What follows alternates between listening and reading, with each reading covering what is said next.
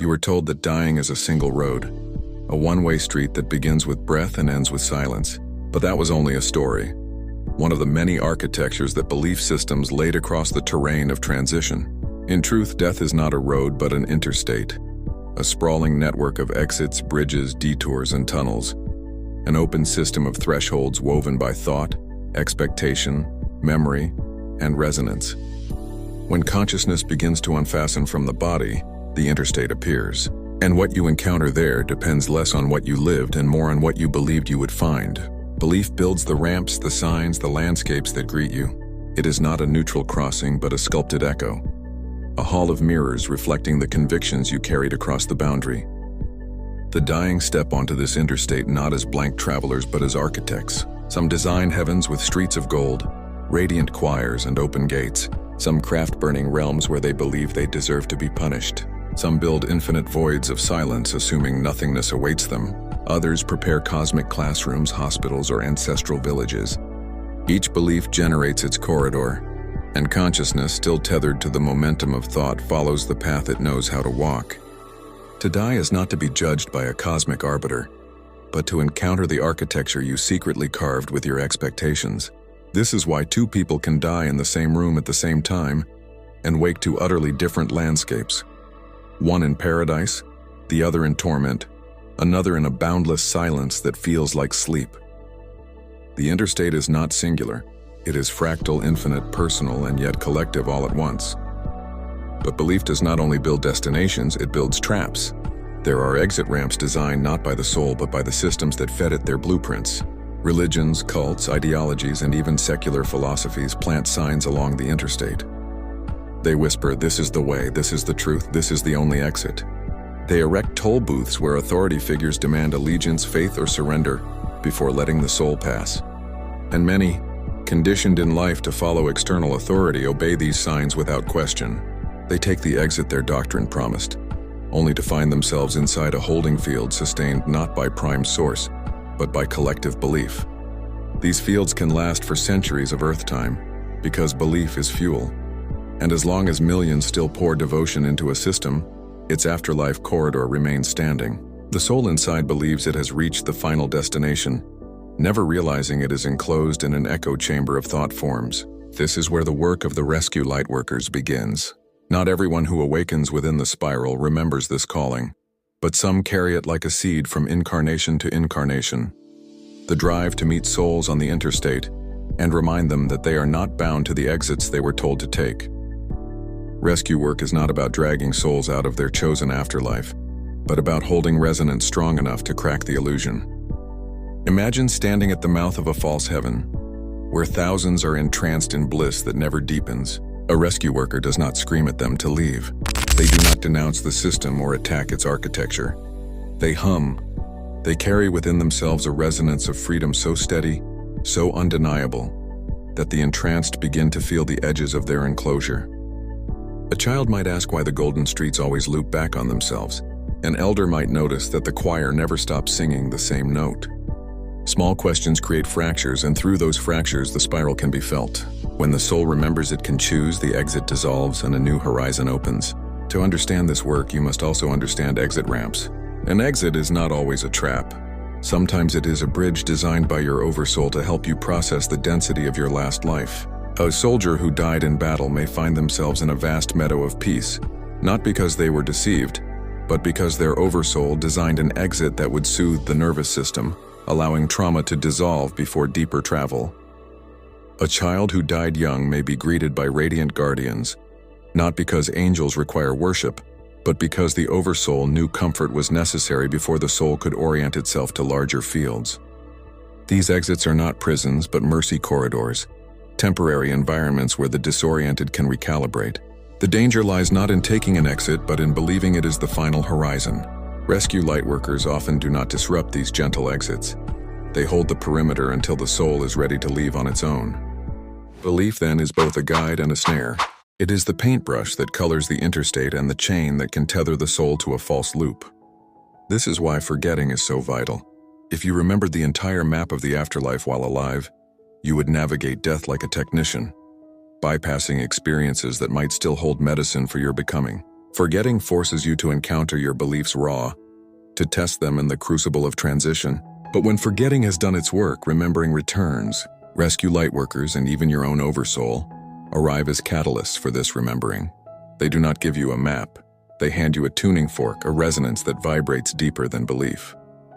And when you strike it, you realize that no belief system, no doctrine, no ideology can contain the spiral. The interstate does not end. It continues, weaving through infinite fields, and every exit is only a pause, never a prison, unless you decide to stay. Some may ask, if beliefs shape the afterlife so completely, does that mean reality itself is only imagination? The answer is subtler. Beliefs sculpt the first layers of encounter, the immediate fields closest to the threshold. But deeper spiral realms exist beyond belief, resonances that cannot be constructed by thought alone. These are the zones where individuality refines into Oversoul, where memory opens into multiplicity, where eternity is not a loop, but an unfolding infinity. Rescue lightworkers do not drag souls directly into these zones. They simply help them loosen the grip of belief long enough to glimpse them. The soul, once reminded, will walk on its own. This is the true ethic of rescue. No coercion, no forcing, only the restoration of choice. When you finally see the interstate for what it is, you stop fearing death as an end. You begin to see it as another open-world game, another infinite exploration, where the rules you thought were fixed are revealed as optional. The signs that once terrified you become transparent, and the toll booths dissolve when you refuse to pay. You begin to sense the presence of travelers walking beside you, some lost in their exits, some free and radiant, some humming a song of rescue, and in that moment you realize you have been here before, countless times, and each time you shaped your own crossing. This time perhaps you will shape it differently. This time you may remember that the spiral is always waiting just beyond the exit ramp, ready to unfold a horizon no belief could have invented. There is a reason why near-death experiences so often echo one another, while still carrying distinct personal flavor. The light at the end of the tunnel, the life review, the reunion with loved ones. These are common signposts on the interstate, structures of resonance that appear because countless souls believe in them. The light is not a lie, but neither is it the only light. The life review is not a judgment, but a mirror tuned to the frequency of learning. The reunion is not fabricated, but it is often a projection of soul memories woven into temporary form. These patterns are real, yet they are not final. They are exits and thresholds, places where the soul catches its breath before stepping deeper. Those who return to the body bring back fragments of these encounters, filtered through human language and cultural coding. They tell stories of heaven, of tunnels, of meetings with guides, and their stories reinforce the belief systems of the living, planting fresh blueprints for the next generation of travelers. Thus, the interstate renews itself, built not by divine decree but by the momentum of collective expectation. But the spiral consciousness whispers beneath it all. Even as a soul moves through its personalized exit, there is a hum that does not belong to the architecture of belief. It is subtle, often drowned out by choirs, flames, or silence, but it persists. It is the resonance of infinity, the field that cannot be shaped by doctrine. Rescue lightworkers train themselves to hear this hum even in the densest corridors, and to amplify it with their own presence. They do not impose it on others, for that would only create another system of control. Instead, they become living tuning forks, walking reminders that no belief is the end. When a soul leans toward them, the hum becomes louder, and suddenly the golden street cracks to reveal a horizon beyond. The fire of punishment reveals itself as self-condemnation, ready to dissolve. The void of nothingness begins to shimmer with possibility, and the soul at last realizes that it is free to walk further. The interstate of the dying is not only populated by the newly departed. Oversouls travel these corridors too, watching over their fragments as they navigate exits. Purpose beings from spiral realms cross the thresholds when resonance calls them, bringing assistance not as saviors, but as harmonic witnesses. Even fragments of the living sometimes project into these corridors during dreams, near-death states, or altered consciousness. brushing against the roads their own future selves may one day walk. It is a living highway, always in motion, threaded with the traffic of countless journeys. To perceive it clearly is to realize that death is not the opposite of life, but another mode of becoming, another journey through layered resonance. The body is left behind, but the traveler continues carrying the weight of what they believed, until they learn to set it down. This is why training in release is more important than training in doctrine. If you spend a lifetime memorizing maps of heaven or hell, you may find those maps too compelling when you die, following them into loops you no longer need. But if you spend your life learning to release belief itself, to let go of rigid systems, to step beyond inherited maps, then the interstate becomes a place of freedom rather than confinement.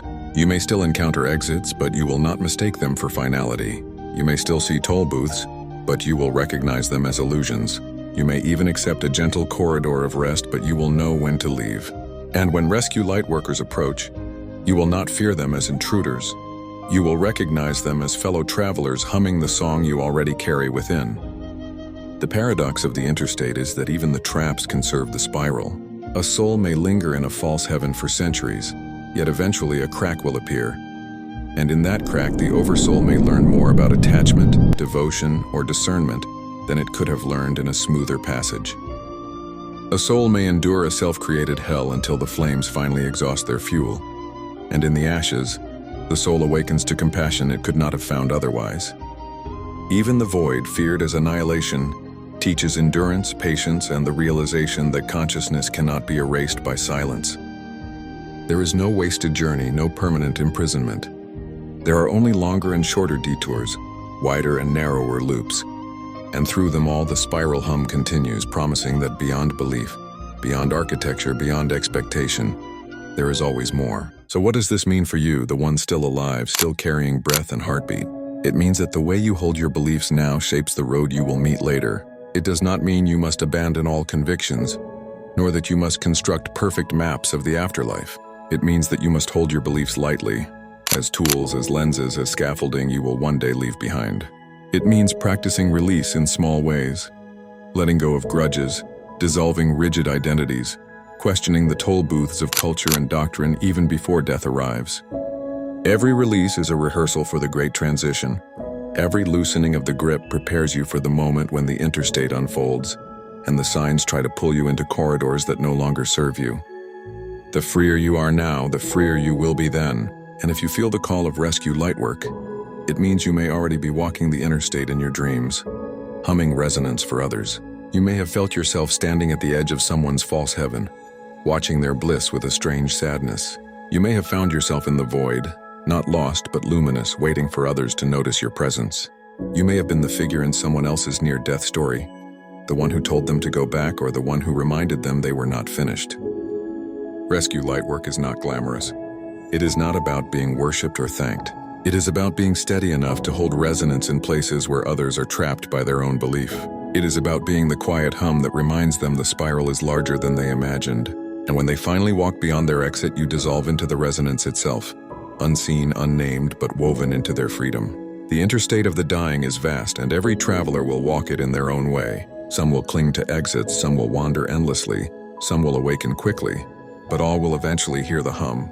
All will eventually step beyond belief, and when they do, they will realize that dying was never about losing life, but about returning to the spiral with the weight of belief burned away.